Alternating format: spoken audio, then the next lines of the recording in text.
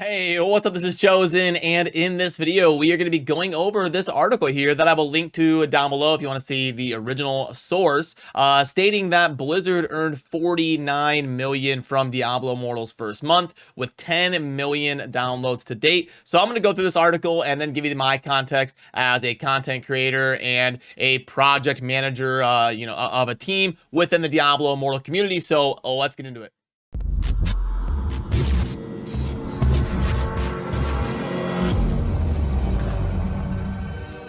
Alrighty, so first of all, what have we got right here? By the way, releasing this on the 4th of July. Happy July 4th to you Americans out there. But we've got Diablo Immortal's first month of release has earned 49 million USD from 10 million downloads, according to App Magic figures. Now, the data collected by mobilegamer.biz suggests that the mobile edition is likely the Diablo series' biggest launch in terms of revenue. Obviously, it's definitely going to be, just given how the structure is functioning within Diablo Immortal. According to Blizzard, Diablo 3 sold 3.5 million in its first day and 6.3 million in its first week. So obviously Diablo 3 was way different. It was a full price AAA game, but there was also monetization and pay to win mechanics within the game. I was actually planning a concept of a video comparing the Diablo 3 auction house and Diablo Immortal's monetization, because they both had monetization in game. They were both extremely negatively received, and in the case of Diablo 3, we saw it removed about a year into the game, and a massive shift and change happening to how the game was structured. So I was planning on working on a video addressing that. But anyway, in a later financial report, suggested that the game didn't hit 10 million until June 30th. So they're talking about Diablo 3 there. So Diablo 3, back when it was released, I believe it was released in May, and it didn't hit the 10 million sales until the end of June. So I want to say it took about 6 weeks for Diablo 3 to hit 10 million in sales, which is insane. And a lot of people don't know this, but in terms of games all time, Diablo 3 is like top 5 in terms of sales for a title like that. So it was an insanely huge game. It was an insanely big deal. I remember back in the day waiting in the Best Buy parking lot for the midnight release. Diablo 3 might be the last time that I bought like a physical copy, like a box, and went home and put it in my CD drive. Diablo 3 might be the last time I did that, back in 2012. Oh, and I guess then it literally goes on to say 6 weeks after launch. So I'm sitting here trying to add context and talk about my experiences back then while giving you my first reaction to this article. And then it literally says 6 weeks after launch. So okay, well, at least I know I was right. It should be taken into account that Immortal is free to play, of course. Yeah, so it's going with the model that we see that is going to take over gaming towards the future. Games like Genshin Impact, Diablo Immortal, Raid Shadow Legends, games that are free to play across platform, mobile and PC, and then the game developer is going to earn their money through microtransactions in game.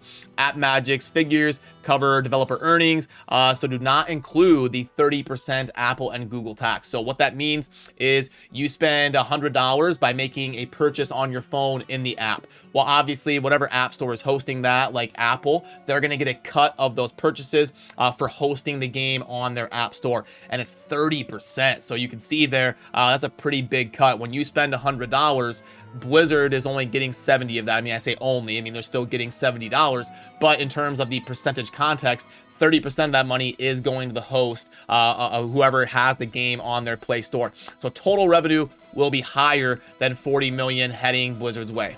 And what this means here, it gets a little bit confusing, but what this means is their figure does not account for that 30%. So they're kind of showing you what Blizzard actually got into their pocket. So in terms of the money spent on these different app stores, it would be 30% higher than the 49 million they are stating. Then we've got, let's look into App Magic's figures, taking a look at downloads first. The game peaked on its 3rd day of global release, which is interesting. You would think it'd be day 1, like launch day. So it launched on, but it did, yeah, it was a little bit weird how it released. Like I know I was playing it you know, a little bit earlier. The mobile players were able to get in like a day sooner than we thought. The game was supposed to be released on you know, global launch Thursday. It ended up coming out. We got word like last minute. I did a video on it, like how to prepare and get in the game as soon as possible. You ended up being able to get on there about 24 hours in advance as a mobile player. So it was a little bit weird. It was in the middle of the week when people were at work. I don't know, I guess, but I'm still surprised. I would have expected the biggest day to be day one. But taking a look at downloads first, the game peaked on its third day of global release, June 4th, with 1.32 million downloads in one day.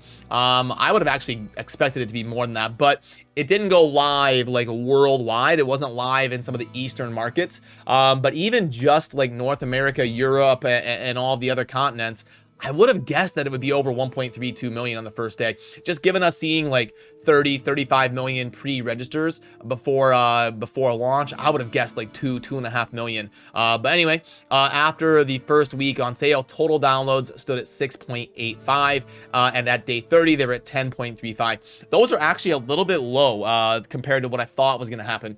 I would have guessed first week total downloads I would have guessed it would have been around 12 million, and I would have guessed first month would have been around 20 million. So honestly, these numbers are shaking out to be about half of what I expected.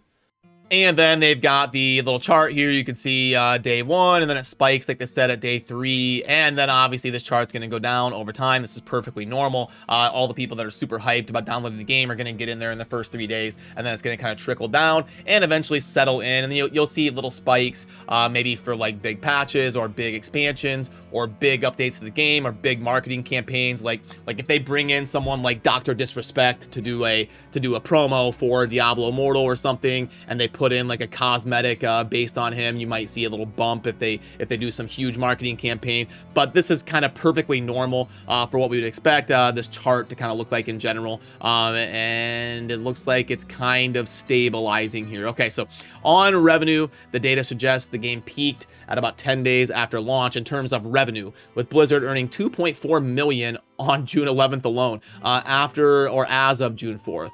I don't know how that works there, but anyway, after the first week on sale, total revenue was 11.9 million. So that's first week 11.9, and at day 30 totaled. So what does that mean? So if it was 12 million in the first week and 50 million in the first month, honestly, it didn't really taper off that much after the first week, which is a little bit surprising. You would expect that number to be a little bit more scaled towards the first week, I would have thought. Okay, but then we've got Immortal revenue right here on this chart. Ramps up the first week, slowly tapering off. I would have honestly, let me pull up my pen here. So now that I've got my pen, let me show you what I would have expected this Diablo Immortal revenue chart to look like. I'd say something like day one to be maybe a little bit heavier, and then ramp up a little bit faster. And then I would have expected it to kind of do something like this. So it's honestly looking a little bit more stable than what I thought, and I wonder why we see some of these bumps. Maybe this is like you got 1, 2, 3, maybe the different weekends. I can't tell the exact day on here, but I would guess that maybe these bumps are as we head into the weekend and people get more free time. You know, your working people that are probably going to lean towards the sides that can afford the pay-to-win mechanics. Your working people, when they get some free time, Friday night, Saturday, Sunday, that might be what these spikes are when they've got time to log in more and spend more money. And in terms of the first month, you know, the second and third bumps look pretty even, but the revenue in general is definitely trending down like we would expect it to, kind of at a pace about like that. And you would expect it to kind of keep heading that direction unless we get some sort of big event or big update or something to really drive revenue. But then the article goes on to say, just for a little context, these first month figures are way ahead of another big name IP that came out to mobile recently. As we reported a few weeks back, with Apex Legends Mobile, first month earned EA 11.6 million and 21.8 million downloads in Apex Legends first month. So yeah, they're right. That was definitely a big release. I don't know if quite as hyped as Diablo Immortal, but it's saying EA earned 11.6 million in the first month. And it looks like Blizzard earned 49 million. So yeah, I can't speak to Apex Legends monetization model, but we know all about Diablo Immortals. I'm gonna guess it's probably a little bit more whale intensive than Apex Legends, but I can't say that for sure. So let me know down in the comments if that's wrong. Diablo Immortal launched to an appropriately fiery reception last month due to perceived aggressive monetization practices. I don't know about the perceived part. They're definitely, I think you can just say they're aggressive monetization practices.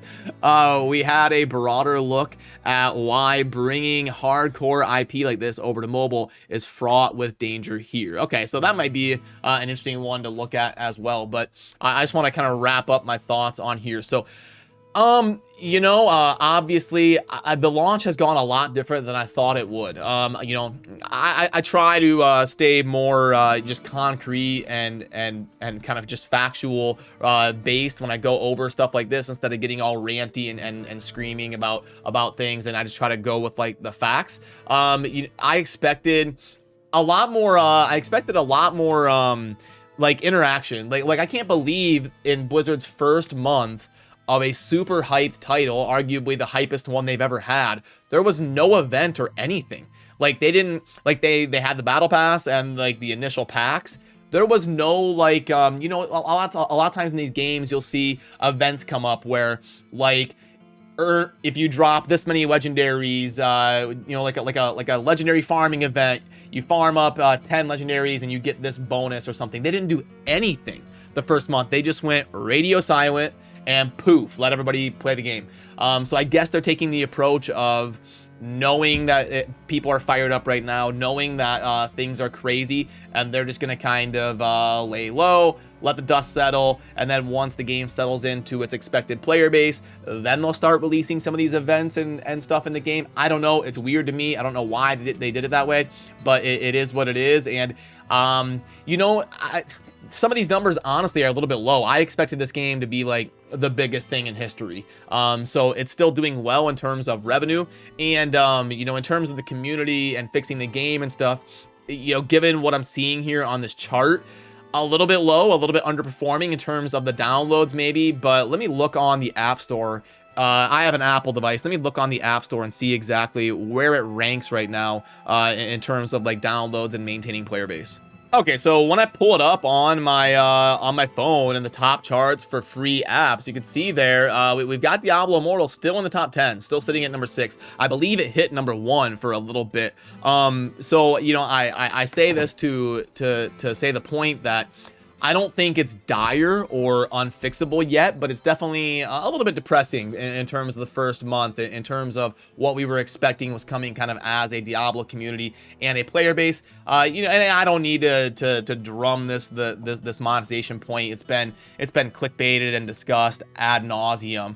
So I don't want to bore you with more monetization takes, but we knew it was going to be pay to win. Obviously, it's a mobile game. I just hope that they address some avenues for the free-to-play players and the people that love Diablo and are super active in the community to at least have an avenue to progress instead of being forced to spend. I think there's a way to marry those two worlds in a world where there's a good game that the free-to-play and low spenders enjoy, while also a game that provides benefit for people to spend and earn money from Blizzard. I think there is a way to pull that off, and hopefully they're able to do that soon, because things are kind of trending downward here, and we're all hoping as Diablo fans that it's going to reverse and things will get better as we move forward here. But yeah, that'll do it for what I wanted to get discussed in this one. And don't forget to subscribe on your way out, because we're not going anywhere. We're going to be doing our best to give you as much context on Diablo Immortal and help you play the game efficiently and help you stay up to date with what is going on in the community. Lots of great content creators over here at Aftershock that are cranking out tons of content as well. So I will also link to the original source article down below if you want to pull it up for yourself and click through and check things out as well. So that'll do it for me on this one. As always, thanks for watching. Have a good rest of your day. Peace.